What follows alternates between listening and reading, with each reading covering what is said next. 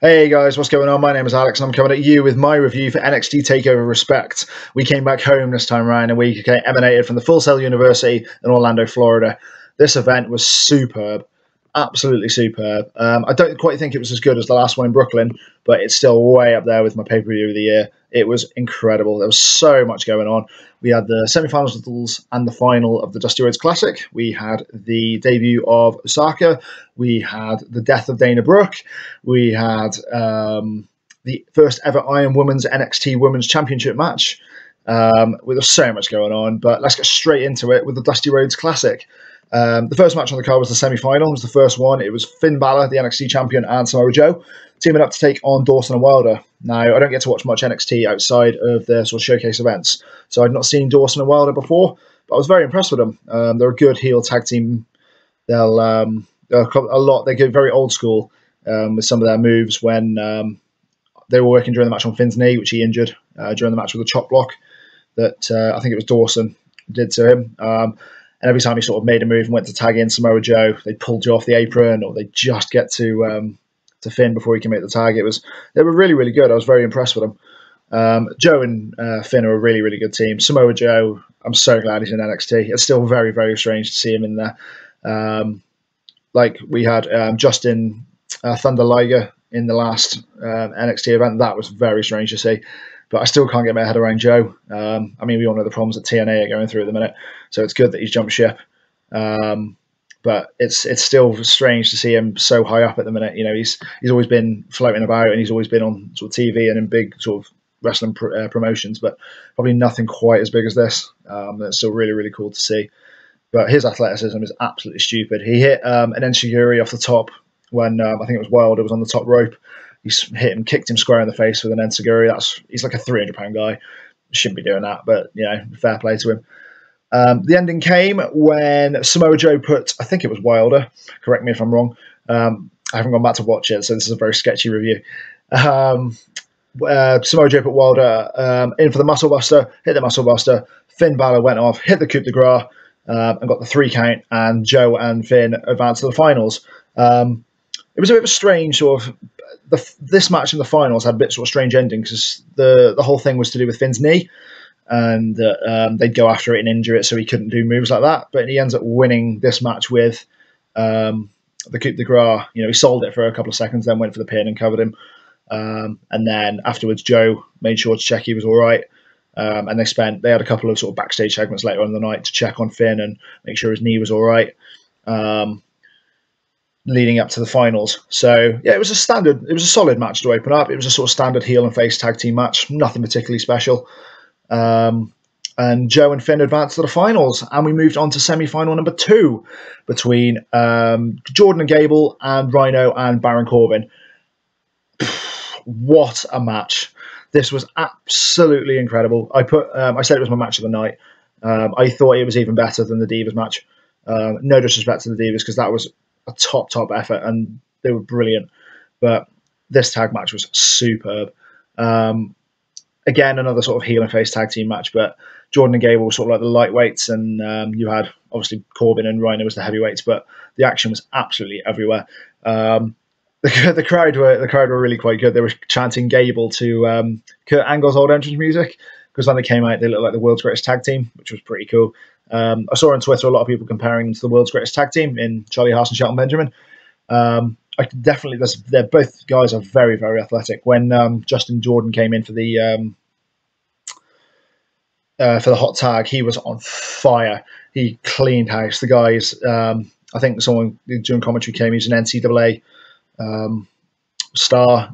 That's no surprise. You know, you look at the people who have come out of that, like Brock Lesnar, Kurt Angle, Benjamin, and like people like that. So it was no real surprise that his athleticism, he was incredible. There was one spot that really caught my eye. Gable, who I put looked like a jacked up Brian Kendrick. He looked very similar. It was quite funny. He did like a bridging German suplex, but he sort of rolled through. It was absolutely awesome. The guy's strength, he hit it on Baron Corbin. The strength they have to have taken that was, you haven't seen it, you got to go check it out because it was incredible. There was just action everywhere. The ending came when Rhino speared Gord Jordan, and then they both rolled out to the outside.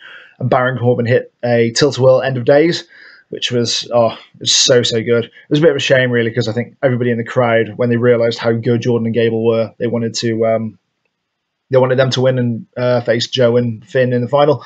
But Baron Corbin hit the end of days, hit the 3 count, and the crowd just died. The reaction was just, it was just an unbelievable disappointment. It was a really, really good match, and I think a lot of people can be very, very happy with how good Gable and Jordan are going places. I think we need to bring back the NXT Tag Team titles, because we don't need to bring them back because they're already there. Sorry.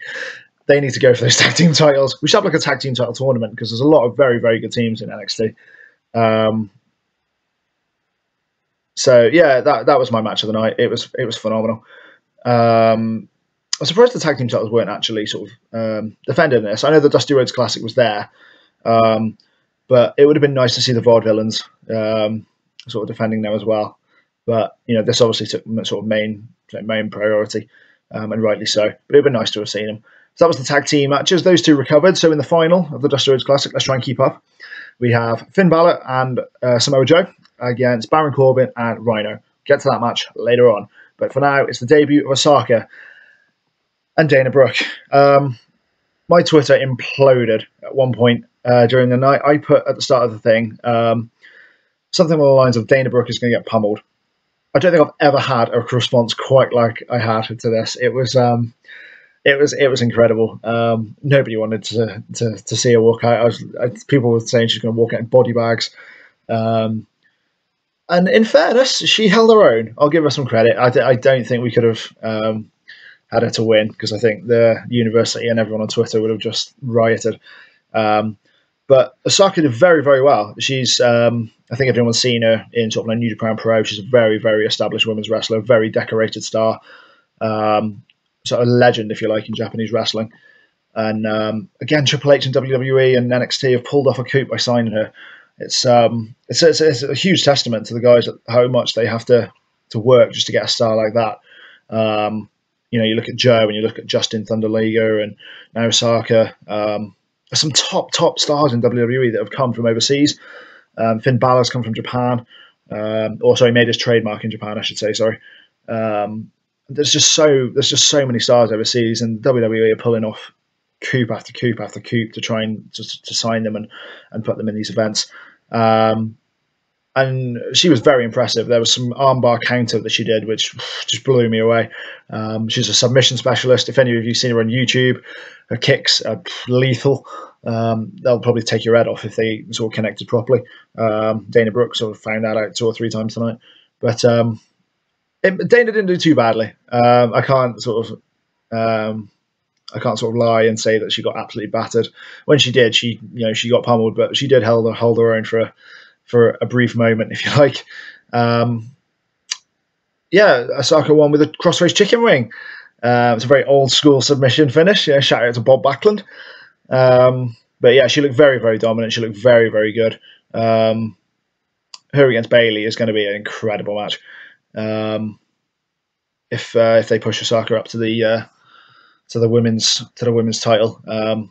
But yeah, she looked very, very dominant. Dana Brooke she came out with Emma, and after the match, Osaka came out of the ring to sort of like walk to the back, and Emma squared up to her, and very much backed down quickly when the stare that she got given. Oh, dearie me! Anyone would have pooed themselves. It was frightening. But very, very solid debut. Not a bad women's match. Went about sort of 6 to 8 minutes. It's strange having a 3-hour WWE pay-per-view and seeing them struggle to fill it with quality entertainment, and NXT coming along and having a 2-hour show and filling it full of entertainment, but just trying to condense it too much so you don't miss anything. It's they just need to go back to 2 hours, especially with Raw. I haven't seen Raw in about 2 months, I don't think, mainly because it's just absolute diabolical at the minute. It's no wonder the ratings are so low with the stuff they're putting out there. It's absolutely ridiculous. We're not going to talk about Raw tonight. We're talking about NXT, but I just want to put that one out there. So shout out to NXT because they're doing some incredible stuff right now. So after the Divas match, we had Tyler Breeze and Apollo Crews. Firstly, I don't believe that Apollo Crews is 20 years old. That's ridiculous. The guy is enormous. But yeah, his athleticism for a 20-year-old is incredible. I talk about Samoa Joe being a big guy. This dude is huge. And some of the bumps in this match were huge, hard. Those guys were bouncing around that ring. I actually quite like Tyler Breeze. I do like his arrogance. I think it's borderline brilliance, if you like. He comes out with a selfie stick. I was a bit disappointed he didn't come out with the models like he did with his time in Brooklyn. I thought that was a very, very cool entrance, very unique, as if his entrance isn't unique already. Shout out to his attire as well. That was very, very strange, very, very unique, very different. But it goes with his persona and it goes with his sort of character, and it's all good fun. But the match it wasn't bad. I think after the semi-finals of the tag teams, everyone was looking forward to the final. Everyone was looking forward to the Iron Women's match. So the crowd, as much as they were into it, they didn't seem to be in it as much as this for this match. Which is a shame because it wasn't a bad match. It was a stiff match. Both guys get a lot of shots in. Apollo Crews is deadly with his feet. There was one, I think it was a super kick.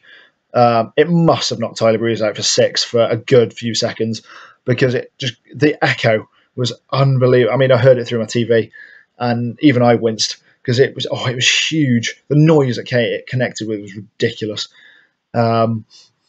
So yeah, he hit like a drop kick earlier on. He must have been about 7 feet in the air. It was a standing one as well. The guy, the athleticism was brilliant. Tyler Breeze is struggling a little bit. He really needs a win. He's like the Dolph Ziggler of NXT. Just gets put in these matches and just doesn't win them. I do like Tyler Breeze. I do like Apollo Crews. Apollo Crews will go places. It wouldn't surprise me if he, not so much now, but maybe in a few months, if Finn Balor's still got the NXT title, that he'll go for that because he's looking good. The ending was really, really good. I enjoyed that. He went for this. Apollo Crews went for a sort of standing moonsault after Tyler Breeze had hit him with the supermodel kick and he kicked out. He went for a sort of standing moonsault. Breeze countered it into a roll up. Then Apollo Crews kicked him yet again in the face. Oh, huge kick. And then it was almost like a spinning sit-out powerbomb that he won his match with. That was a really cool ending. It was a really good way to end it. Breeze came off really, really well in that, even though he lost. Just the fact that he scouted the opponent and he came so close to winning.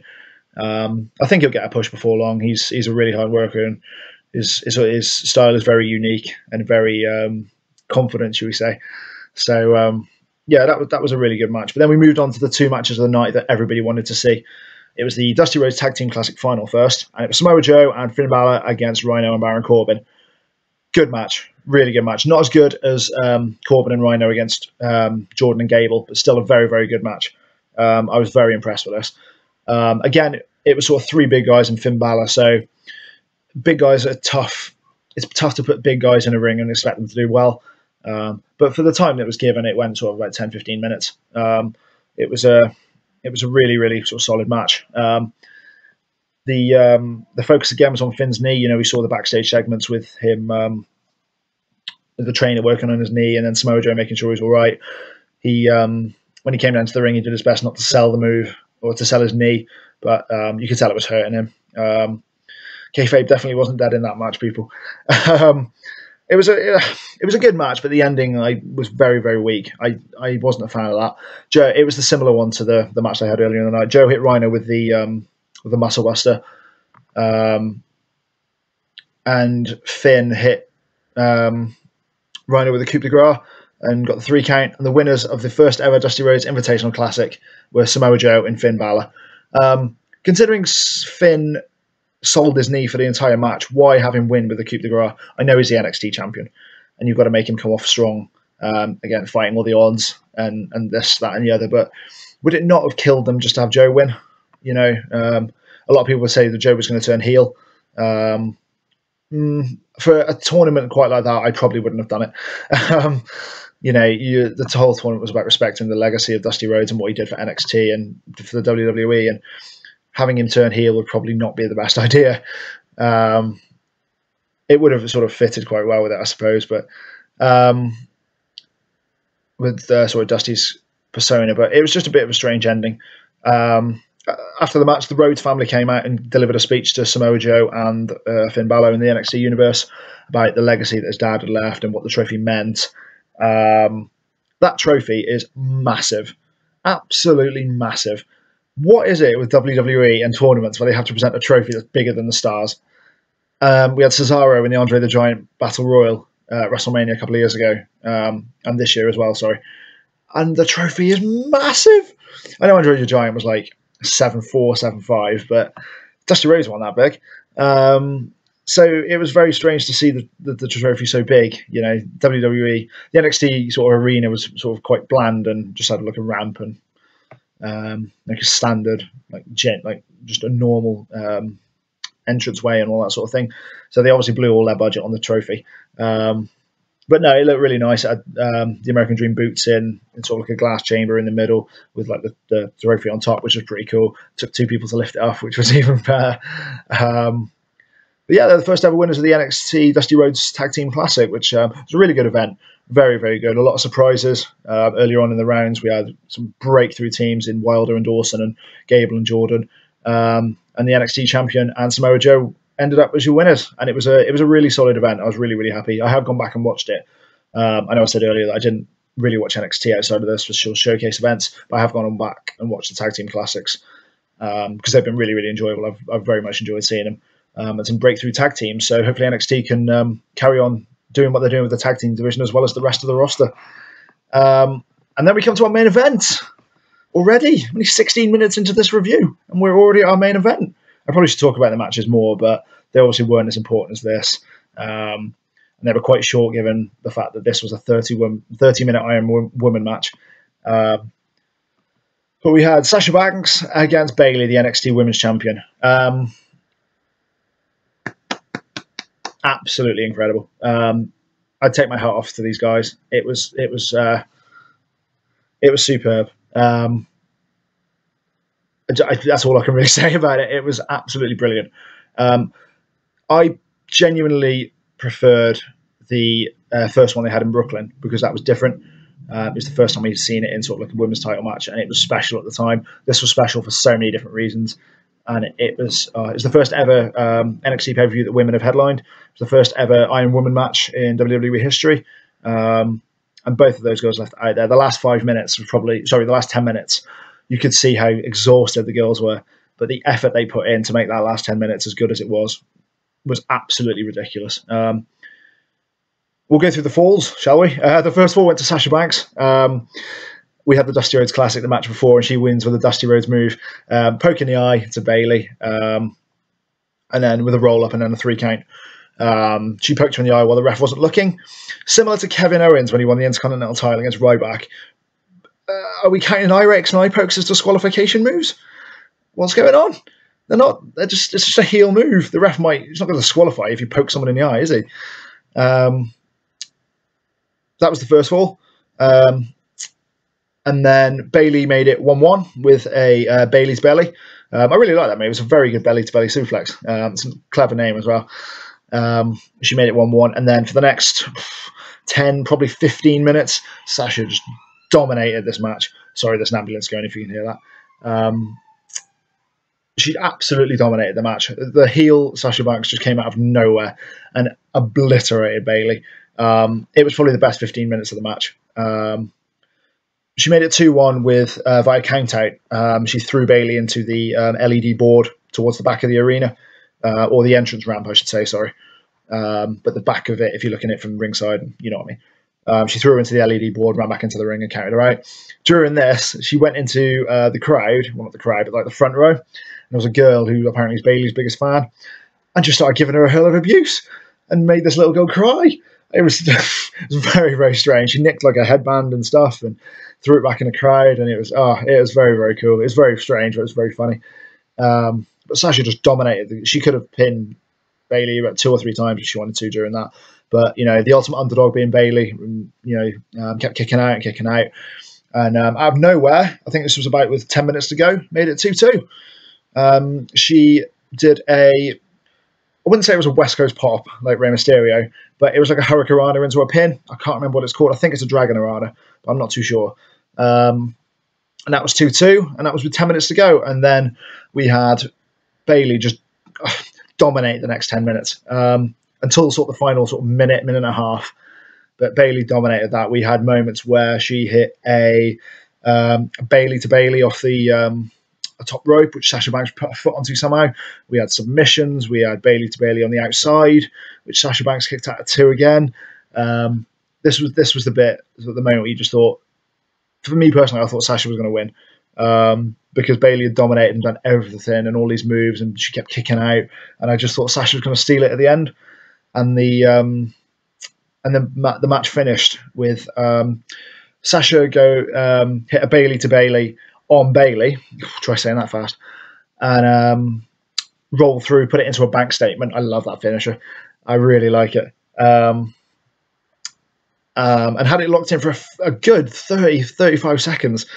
But Sasha Bayley rolled through, put her into this sort of armbar submission. It was very much like when Sasha dominated the match in Brooklyn and put a crossface in, and as Bayley tried to reach the rope, she was stamping on her hand. And Bayley this time had Sasha in like an armbar submission, I think it was, but it was kicking her in the side of the head. This was like 3 seconds left. Sasha tapped out to make it 3-2 to Bayley, and then the bell rang afterwards. So the crowd were a little bit confused as to what happened. They shouldn't have rung the bell for the submission. They should have just said that Bayley was winning 3-2, then rung the bell. But I mean, the girls have put so much effort in. The match, after the ending of the match, was spot on. The segment afterwards was absolutely amazing. Triple H had led the NXT roster out to the stage, and everyone in the crowd was standing on their feet. We had the NXT roster just applauding. Triple H was there with 2 massive bouquet of flowers, gave one to Sasha Banks and a massive hug. And then Sasha just dropped to one of her knee and just started bawling, because it was just an incredible moment. And then he went into the ring and did the same to Bayley, who couldn't believe quite what she'd done either. The girls deserve so much respect. They deserve to be a main event caliber, because that's what they are. You look at the Divas Revolution that's going on Raw, and that's just dived, bombed. But the Revolution in NXT is still well and truly alive. I wouldn't care if I saw the Divas in every main event at NXT Showcase from now on. If they put on matches like that, they deserve it. It was just ridiculously good. I'll give so much credit to both of them. I'll give it to Triple H, to William Regal, to Sasha, to Bayley, to all the NXT women. I'm not using the word Divas because that's just wrong. You had the 4 horse. It's the 4 horsewomen. It's Becky Lynch, Charlotte, Sasha Banks, and Bayley. They've revolutionised the Divas. It's going to be sad to see when they all get called up onto Raw, because it's not going to be like that anymore.